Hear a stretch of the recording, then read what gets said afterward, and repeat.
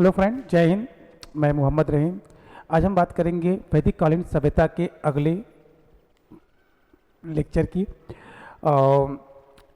इसके पहले के लेक्चर में हमने वैदिक सभ्यता से रिलेटेड कुछ चीज़ें हमने बता दिया था, हमने वेदों के बारे में भी बता दिया था। तो आज हम बात करेंगे उन्हीं चारों वेदों से निकलकर जो कुछ अन्य वेद और कुछ अन्य ग्रंथ लिखे गए, मतलब ब्राह्मण ग्रंथ, वेदांग, स्मृति, पुराण, ये सारे जितने भी अन्य ग्रंथ हैं, हम उस ग्रंथों के बारे में इस लेक्चर में बात करेंगे। तो आइए देखते हैं एक एक करके कि किस ग्रंथ में हमको क्या देखने को मिलता है। तो सबसे पहले हम बात करेंगे वेदांग की। वेदांग,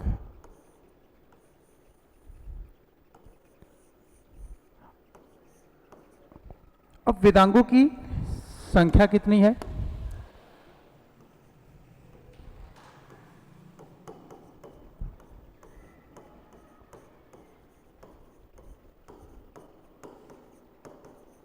अगर हम वेदांगों की संख्या की बात करें तो इनकी संख्या कितनी है?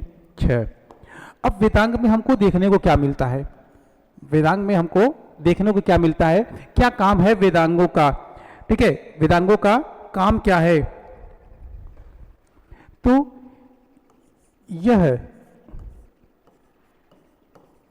वेदों को सरलता से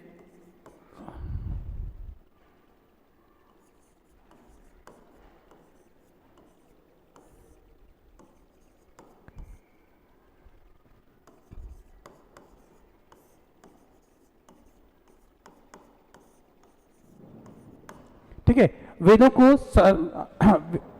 को सरलता से या आसान तरीके से समझने के लिए हमको वेदांगों की जरूरत पड़ती है, वेदांगों का हम सहारा लेते हैं। अब इसमें क्या सहारा लेते हैं? तो देखिए, वेदों के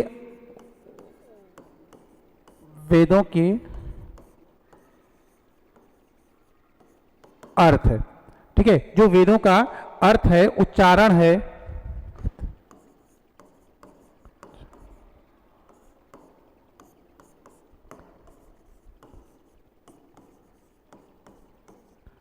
ठीक है, वेदों के अर्थ, उच्चारण और उनके कर्मकांड और उनकी समय के बारे में जो है बताता है।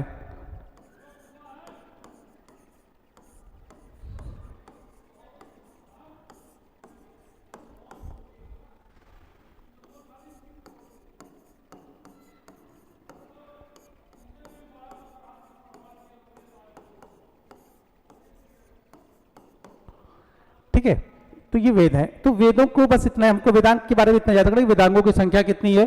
6 है। और ये किसका काम क्या है? तो वेदों को आसान भाषा में समझाने का प्रयास करता है, यानी उसको इतने आसान शब्द, उसके लैंग्वेज को, उसके मात्राओं को ये सरल करने का प्रयास करता है, ये सरल करने का काम करता है। उसके बाद अगर हम बात करें ब्राह्मण ग्रंथों की, ब्राह्मण ग्रंथों की,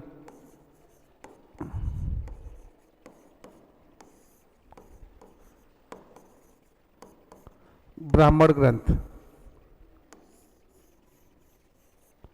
तो इसकी संख्या के बारे में अगर आपसे पूछा जाए तो इसकी संख्या जो है वो वैसे तो अनुमानित नहीं है, मगर मैक्सिमम अगर हम मान लेते हैं तो इसकी संख्या 10 प्लस है।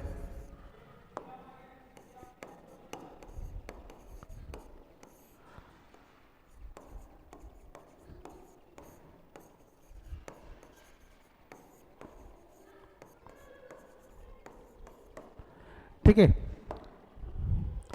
अब इसमें हमको क्या देखने को मिलता है? तो वेदों को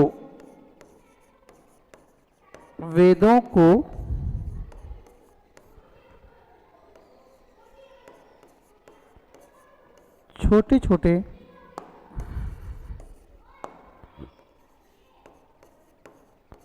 छोटे छोटे खंडों में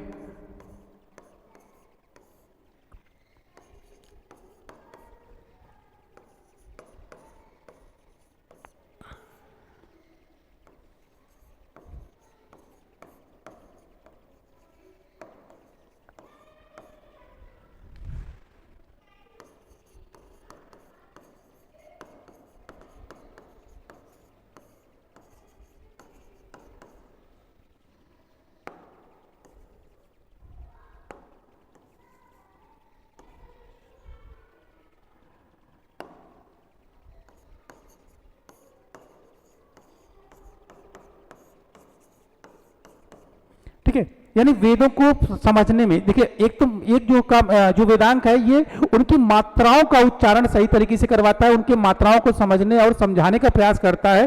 वही ब्राह्मण ग्रंथों की बात करें तो ये उन वेदों को छोटे छोटे पार्ट में डिवाइड करके हमको पढ़ने में और आसानी प्रदान करता है, यानी हम आसानी पूर्वक उसको पढ़ सकते हैं। यानी छोटे छोटे जब पार्ट में उसको कर दिया जाता है तो उसमें मात्राओं पर भी ध्यान दिया जाता है, जिससे कि हम उसको आसानी पूर्वक उसको पढ़े और समझ सके। ये काम कौन करता है? ब्राह्मण ग्रंथ। तो जितने भी ब्राह्मण ग्रंथ लिखे गए हैं वो वेदों को ही वेदों से ही कॉपी करके लिखा गया है, यानी कि एक तरह से कह सकते हैं कि वेदों पर लिखा गया ये एक टीका है। ठीक है, एक कमेंट है, नोट कर लीजिए इसको।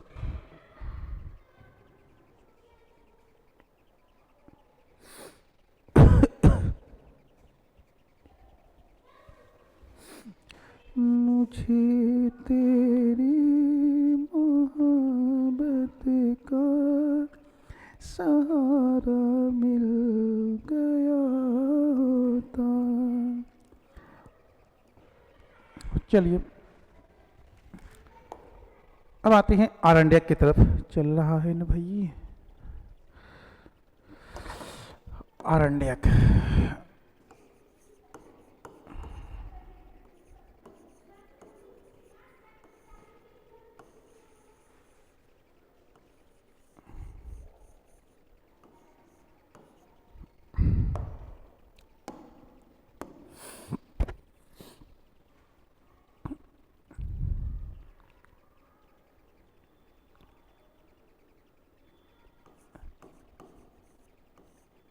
एकमात्र ग्रंथ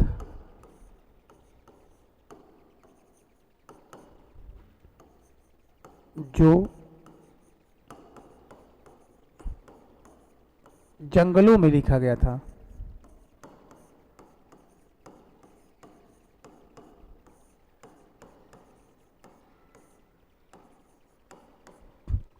ठीक है, ये एकमात्र ग्रंथ है जो कहां पे लिखा गया था? जंगलों में। इनकी संख्या कितनी है?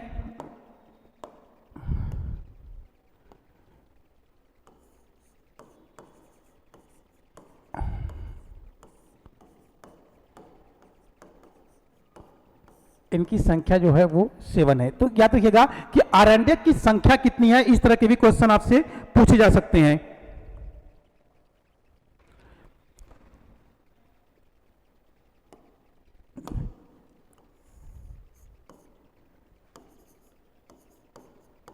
इसमें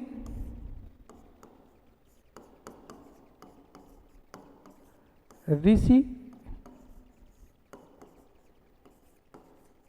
मुनियों के वनवासी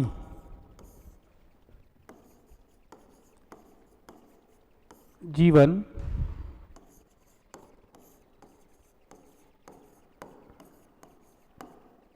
का उल्लेख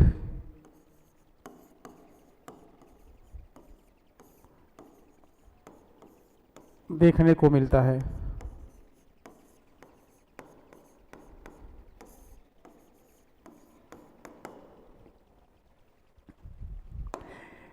इसमें ऋषि मुनियों को प्रोत्साहित किया जाता है क्या?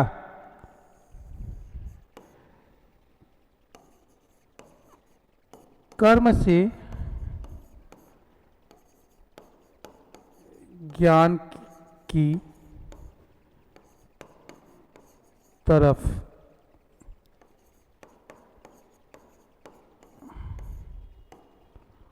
ठीक है, ये आरण्यक है, लिख लीजिए इसको। मैं अक्सर देख के सोलोक अपने सनम, मैं रो पड़ता हूँ जमाना याद आता है, मैं रो पड़ता हूँ जब गुजरा। आइए अब सबसे ज़्यादा इम्पोर्टेंट बात करते हैं।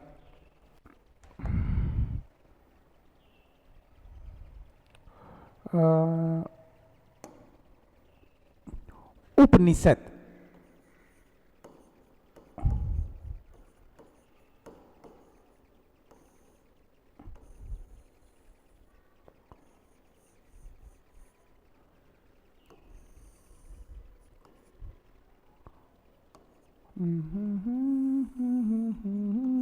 मौसम ने ली अंगड़ाई, उप प्लस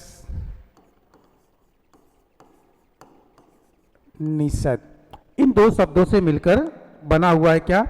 उपनिषद। इनकी संख्या कितनी है? तो संख्या है इनकी 108, जिसमें बात अगर किया जाए मुख्य उपनिषद की, तो मुख्य उपनिषदों की जो संख्या है वो कितनी है? 12। ठीक है, तो उपनिषद की संख्या कितनी है? 108, उसमें मुख्य जो उपनिषद है वो कितनी है? 12। अब उपनिषद दो शब्दों से मिलकर बना हुआ है, उप प्लस निषद।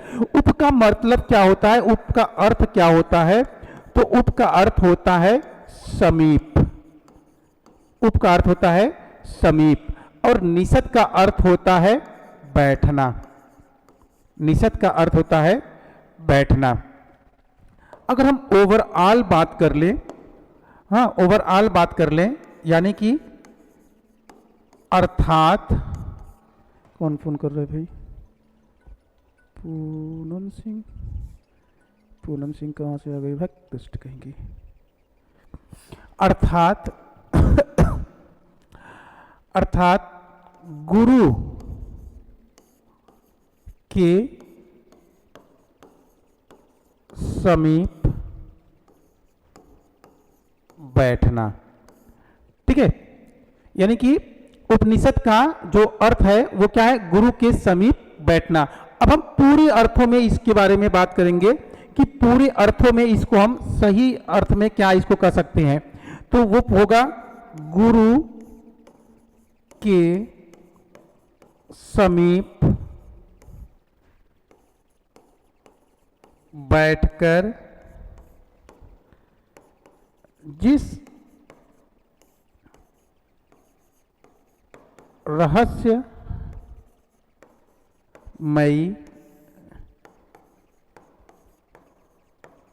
शिक्षा का हम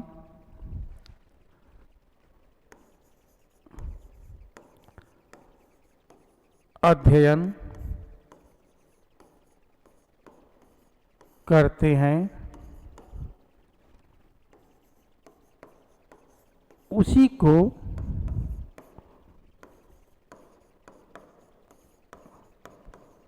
उपनिषद कहते हैं।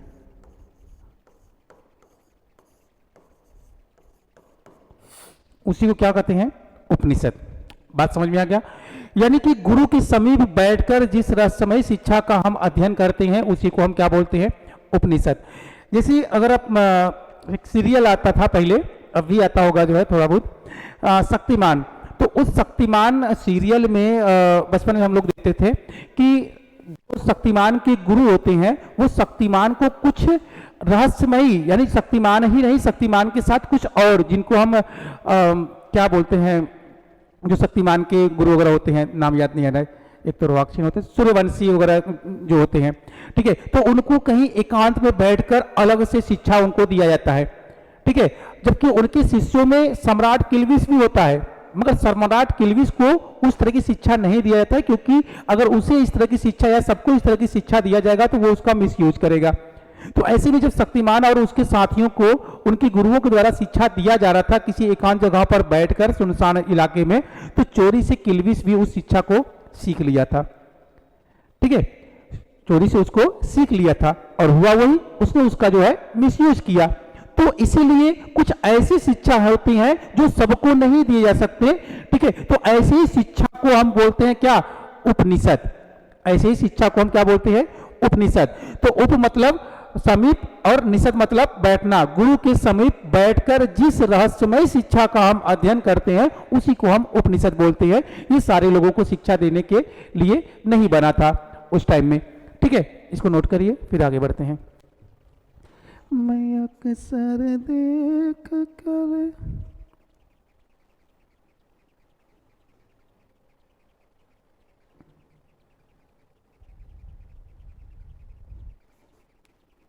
कभी कभी मेरे दिल को।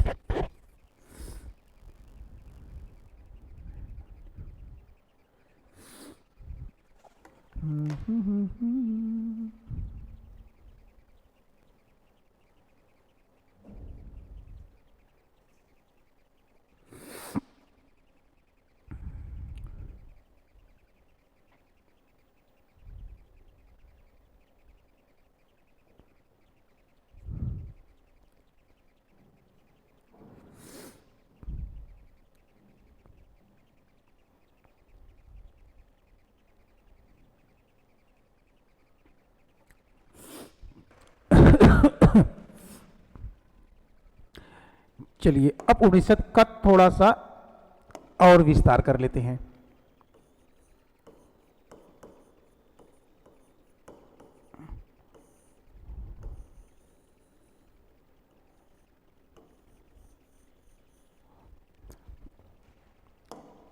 क्लियर है ना? ये 108 और 12 मुख्य याद रखिएगा।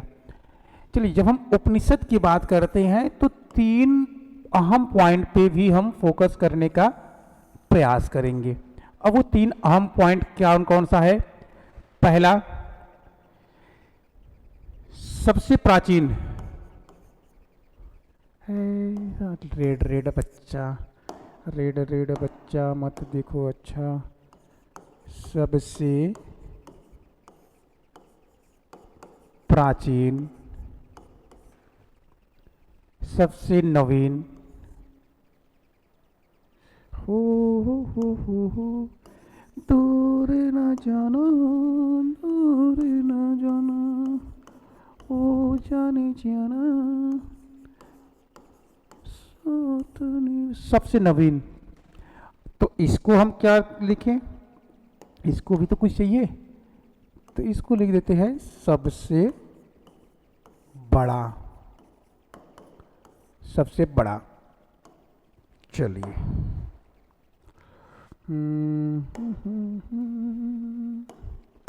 सबसे प्राचीन की बात करेंगे तो वो आता है छांदोग्य।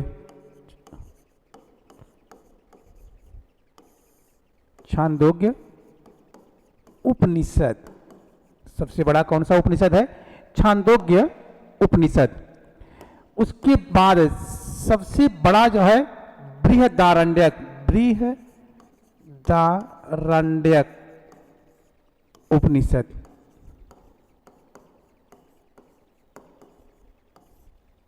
ठीक है। और अब बात है सबसे नवीन उपनिषद की।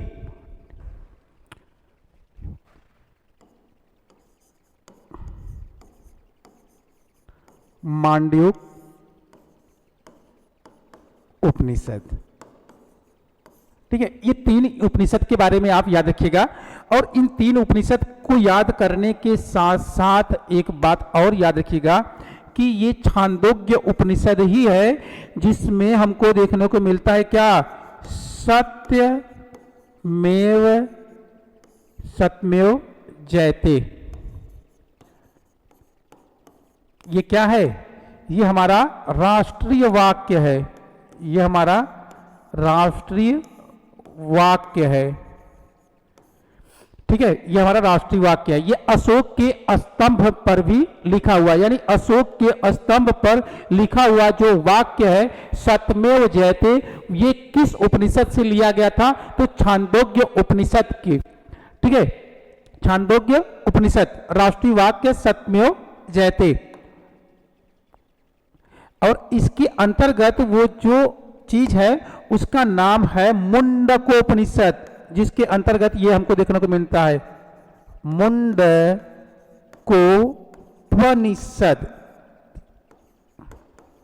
ठीक है, इसी से जो है कि इसी में हमको देखने को मिलता है सत्यमेव जयते। नोट करो।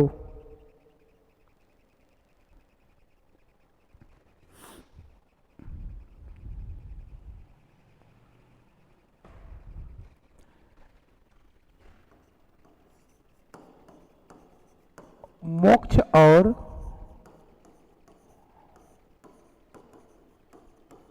स्वर्ग की चर्चा, इसमें हमको क्या देखने को मिलता है? मोक्ष और स्वर्ग की चर्चा की गई है उपनिषदों में।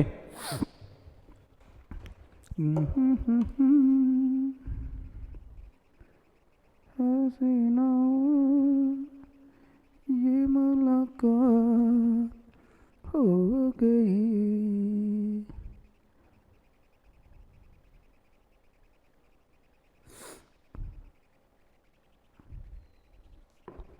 हो गया।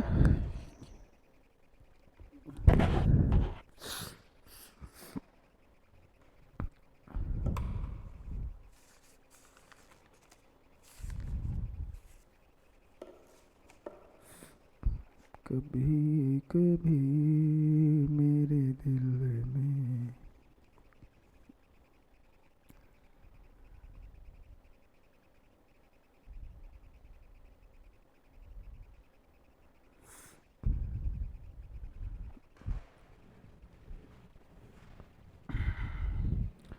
चलिए नेक्स्ट पे आते हैं।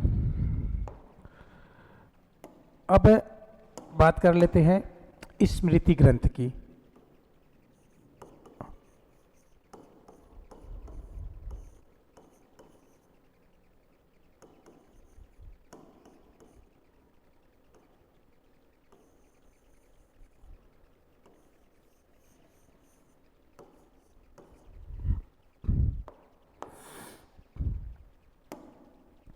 ठीक है, देखिए स्मृति ग्रंथ के से भी क्वेश्चन आपको पूछे जाते हैं। तो सबसे पहले स्मृति ग्रंथ की संख्या, इनकी संख्या सेम है आरण्यक की संख्या के बराबर 7। क्या देखने को मिलता है इसमें? प्राचीन काल की कानून व्यवस्था का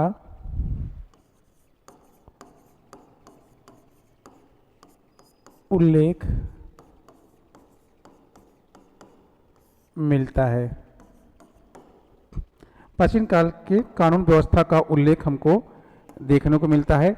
और साथ ही ये भी कह सकते हैं कि ये प्राचीन काल का कानूनी ग्रंथ है।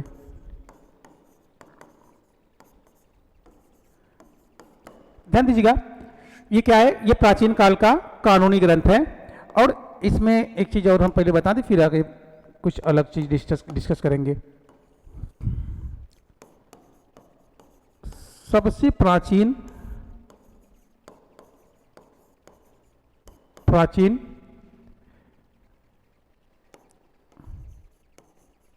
मनु स्मृति है।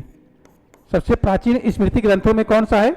मनुस्मृति। मनुस्मृति में, हाँ मनुस्मृति में, यानी मनुस्मृति में हमको क्या देखने को मिलता है? वही कानून व्यवस्था।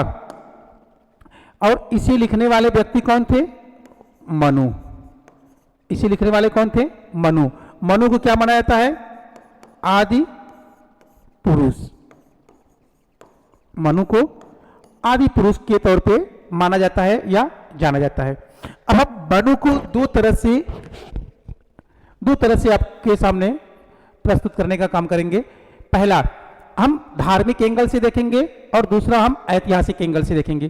देखिए एक चीज आप हमेशा याद रखिएगा कि जब हम इतिहास और धर्म को दोनों को एक साथ लेकर चलेंगे तो दोनों में से किसी एक को आपको गलत तो मानना ही पड़ेगा। दोनों में से किसी एक को गलत मानना पड़ेगा। या तो आप इतिहास को गलत मानिए या तो आप धर्म को गलत मानिए। आप बहुत धार्मिक है तो इतिहास को गलत मानेंगे और आप बहुत पढ़े लिखे हैं तो फिर धर्म को गलत मानेंगे। तो दोनों में से किसी एक को गलत आपको मानना ही पड़ेगा। दोनों सटीक आपको जानकारी नहीं दे सकते।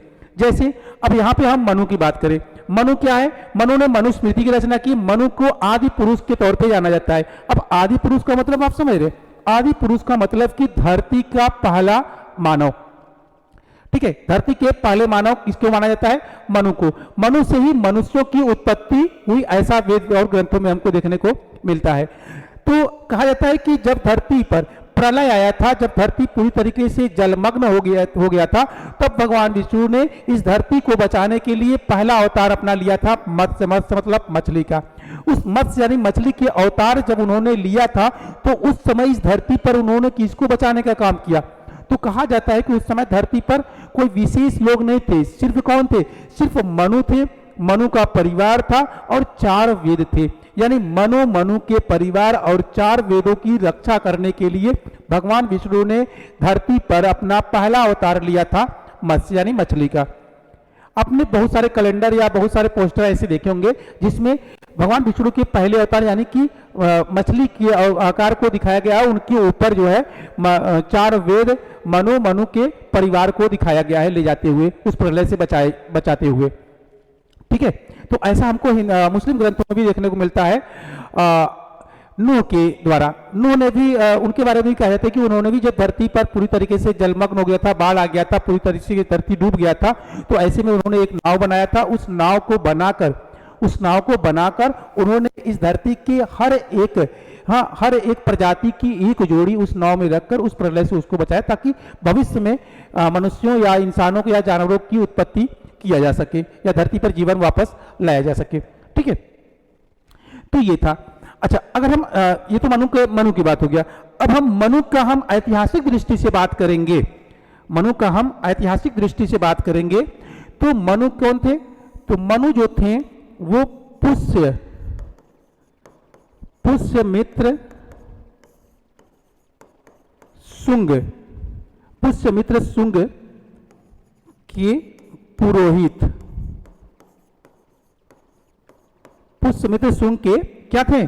पुरोहित थे। अब पुष्यमित्र शुंग के दरबार में 2 लोग थे।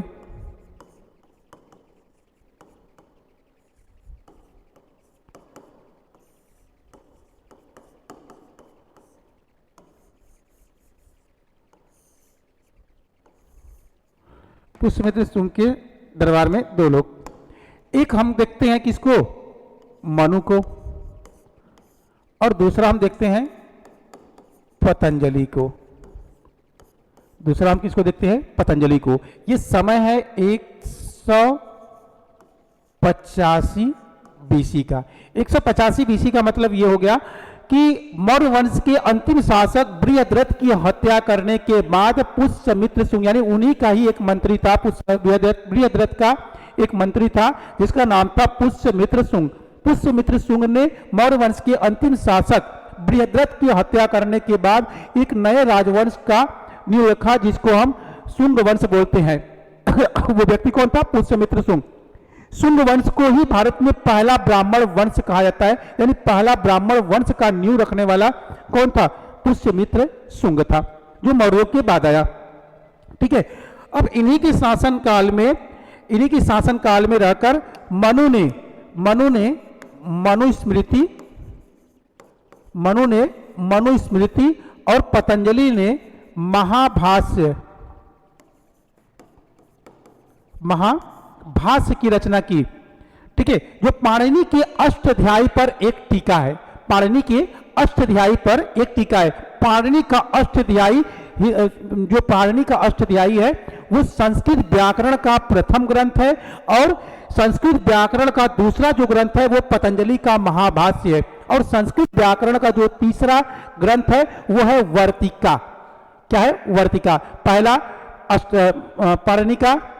पाणिनि का अष्टाध्यायी, दूसरा पतंजलि का महाभाष्य, और तीसरा जो है कि क्या है? वर्तिका। ये संस्कृत के स्टार्टिंग के 3 ग्रंथ है, याद रखिएगा इसको। ठीक है, तो पुष्यमित्र शुंग हमको कहां पे मिल जाते हैं? यहां पे मिल जाते हैं। चलिए इसको नोट करिए, आगे बढ़िए।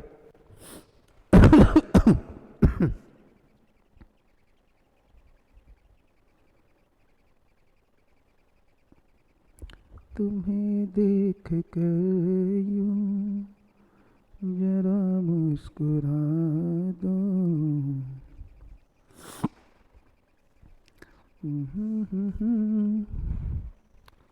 आइए अब पुराणों की भी बात कर लेते हैं। ओ प्यार हुआ इकरार हुआ है, प्यार से फिर क्यों डरता है दिल, कहता है दिल रास्ता मुश्किल मालूम नहीं है कहाँ मंजिल। हाँ, पुराणों की संख्या कितनी है तरीके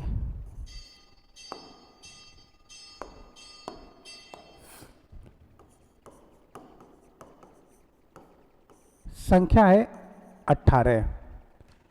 ठीक है, इसको 18 पर्व भी कह सकते हैं।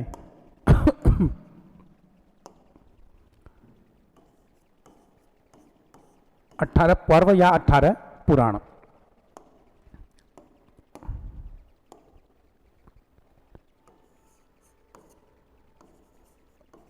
इसका अर्थ क्या होता है? तो इसका अर्थ होता है पुराना, पुराना आख्यान। इसका अर्थ होता है पुराना आख्यान। आ जाओ लेखक का भी देख लो भैया।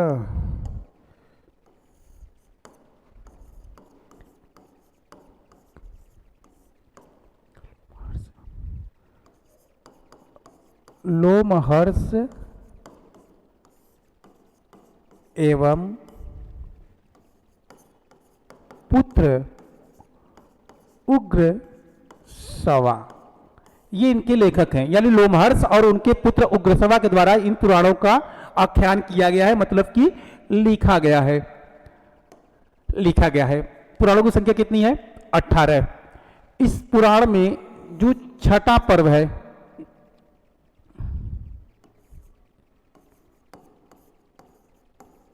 जो छठवां पर्व है, यह है भीष्म पर्व। ये कौन सा है? भीष्म पर्व। और इसी पर्व में हमको देखने को मिलता है क्या? इसमें हमको देखने को मिलता है भगवत गीता।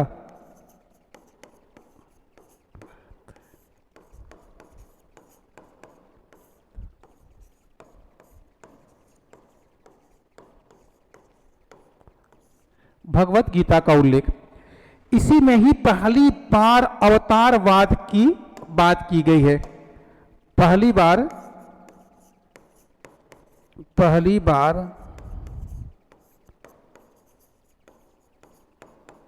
अवतारवाद।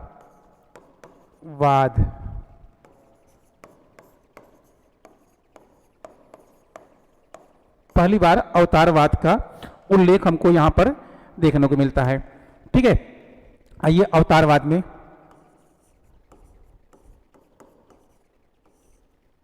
अब भगवान विष्णु के कितने अवतार हैं? तो भगवान विष्णु के, देखिए, भगवान विष्णु के 24 अवतारों में 10 अवतार क्या हैं? मुख्य हैं। भगवान विष्णु के 24 अवतारों में जो 10 अवतार है वो क्या है? मुख्य हैं।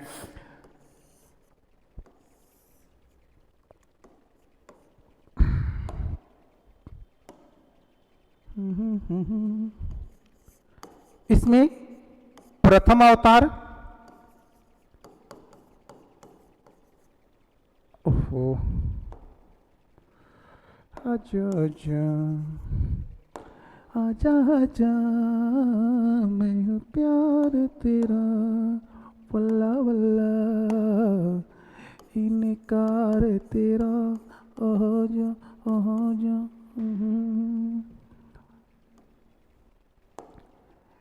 मोहब्बत के नवायों। ए साला क्या हो रहा है?